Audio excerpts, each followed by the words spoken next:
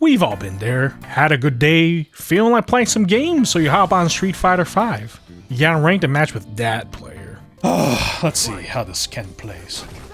What the fuck? And Assault kicks in. Makes us inconsistent, makes us rarely get valuable information as brainless, idiotic things.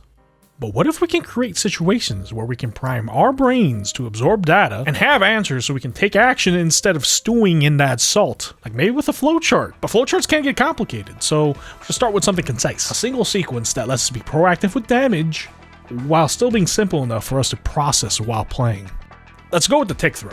So I'm going to be figuring stuff out with Ryu here, but we should be able to do this with any character. And for the Tick Throw in our strategy, I'm going to be using Ryu's Standing Light Punch. And the criterias are, it's +2 to +4 on both hit and block, and you're close enough afterwards to be able to throw when you do this in a point-blank range. And the idea is, whenever you're point-blank to the opponent, you can do the sequence, and that's a Tick Throw. A tick, and then a throw. So this is quite a strong sequence, as it'll beat people that are blocking. But what if someone presses a button? Normal throws in Street Fighter V are 5 frames of startup, and the fastest normals are 3 frames startup. So the reason I mentioned +2 is because +2 normal into a 5 frame startup move, that's a 3 frame gap. And once again, the fastest normal is 3 frames. I.e. Ryu's throw and Karen's crouched light punch will go active on the exact same frame. But in this game, throws have priority over normals, meaning if I just do this Tick Throw, the throw just wins out. And of course on hit, it doesn't matter, as long as +2 to +4, you'll get the same result. Now, if you try to use a normal that's +5 or more, we fall into an awkward situation where the throw straight up whiffs. As you can see with Alex, I am in throw range. This is due to a global rule in Street Fighter where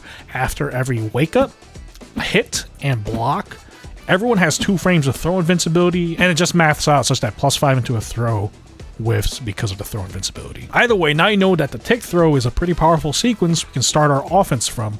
And after the first time we do it, we actually gain quite a lot of information that we can use to decide our future moves. And this is where the flowchart comes in. So this is pretty basic, right? We get a knockdown, and then we do a Tick Throw, which is the standing light punch into the normal throw. And we'll focus on the light punch right now.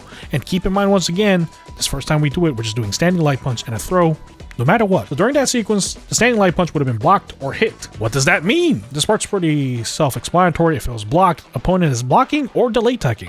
We don't know, but it's one of those. A so simple response that we can slot in for now is just to do a normal throw next time instead of the standing light punch. If they're blocking, the throw goes through, we take damage, awesome. And if they're delay teching, well, they're gonna tech, but now we know, delay teching.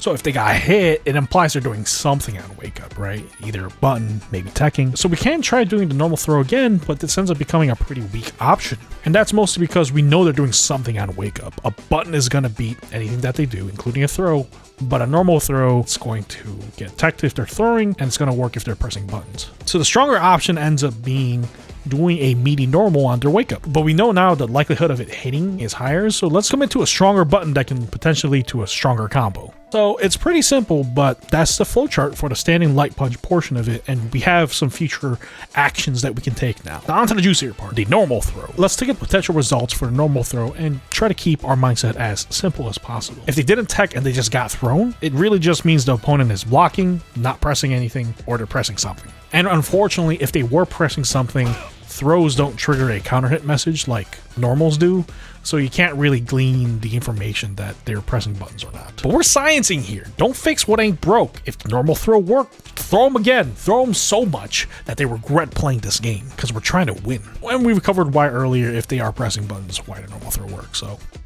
what if they teched? This is a very important question. They are teching, and what timing are they teching? So we actually end up with a lot of options here, and we'll go through one by one. The shimmy, a tight frame trap, a delayed trap, or manual trap. And to be fair, the manual and the delayed is basically the same thing, but one's spicier than the other. Luckily, the pushback from the stand light punch makes it so after the light punch, if we just hold back, we're going to get out of range for the opponent's throw. So if they tech immediately, you can react and punish it.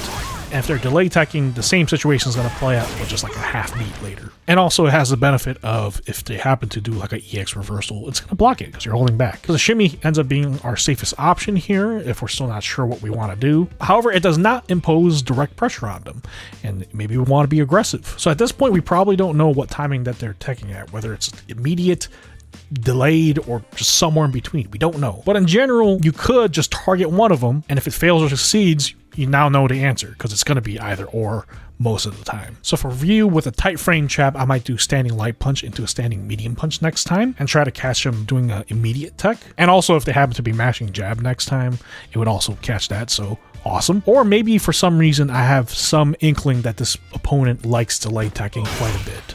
So I directly call them out and do a stand light punch into a standing heavy kick. So targeting a delayed tech or even a button ends up being our riskiest option here because from standing light punch to a standing heavy kick, there's an 8 frame gap. So if they're mashing jab, they're going to hit us out of it. But the reward, yeah, that's nice. So the last option here, I just threw it on there because it's cool and you see this a lot in high level play. But we can honestly delete this. We don't have to worry about it until much later on. But to explain, a manual frame trap is exactly as it sounds. You're manually timing the delay.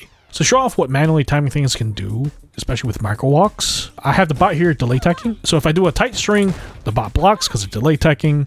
If I do the delay string, I get the crush counter and, you know, I beat the delay teching. So if I manually time the standing medium punch, I get the counter hit. Awesome.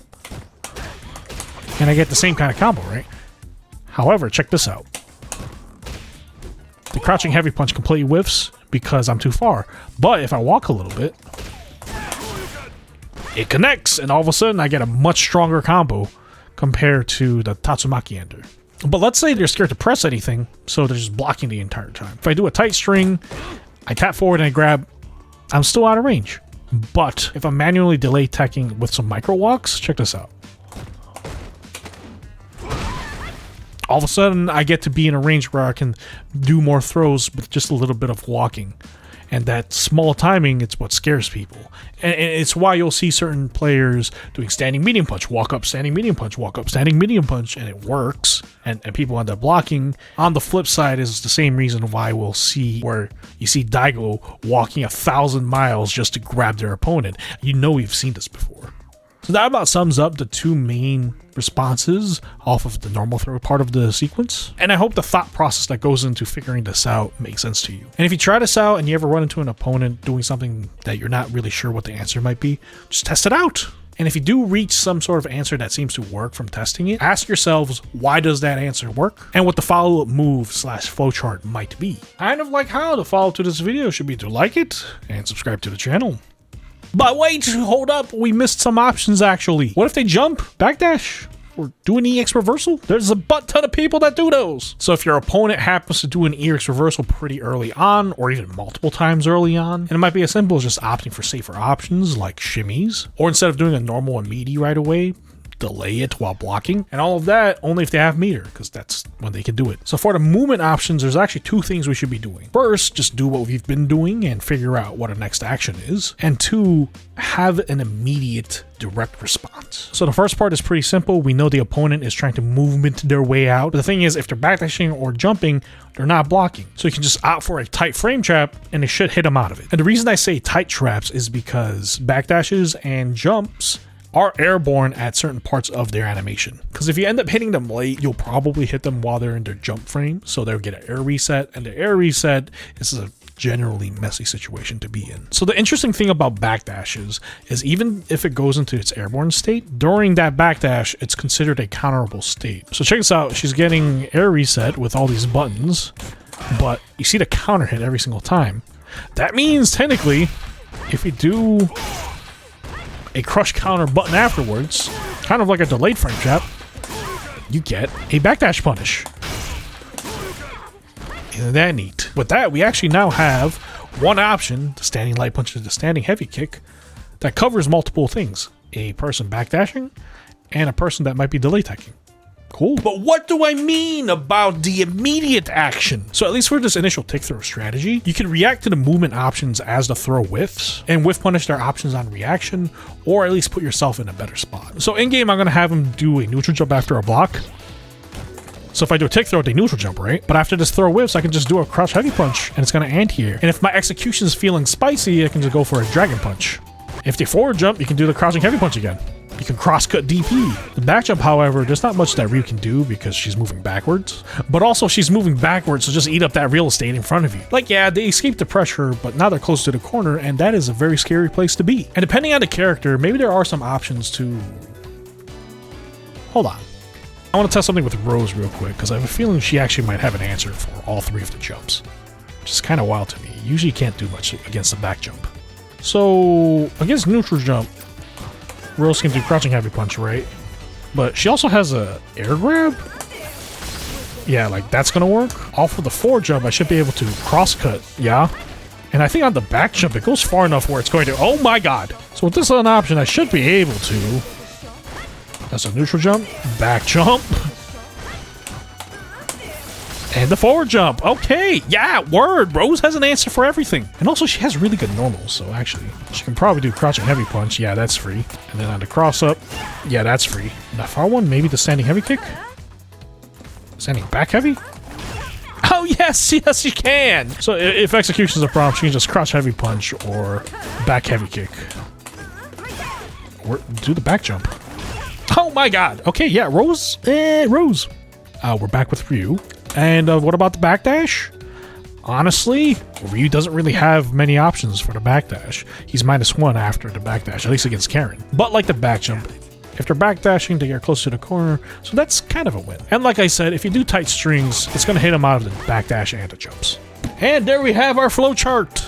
A very simple sequence, but that's a lot of options. And as we get comfortable with these options to the point where it's pretty automatic, we can totally start adding a bunch more options as we get better at mechanically at the game, as we learn more about the game in general, as we learn more about our characters, and even based on just general player tendencies that you might notice as you play your matches. But yeah, don't feel rushed to try to find answers right away. If you get hit by something dumb, test it out later, and especially don't feel like you have to figure it out during the match, because that part naturally comes as you practice this kind of gameplay. So yeah, that was one tactic to build consistency into our play, so that Salt doesn't get the best of us and we start winning more. However, this really was just one example at a very particular close range on how to employ this thought process. But if you want an example of a pro-level player using this kind of thought process to take control of the mid-range, take a look at this video where I analyze Problem X Alex versus Kaba Guile at SFL 2021 US.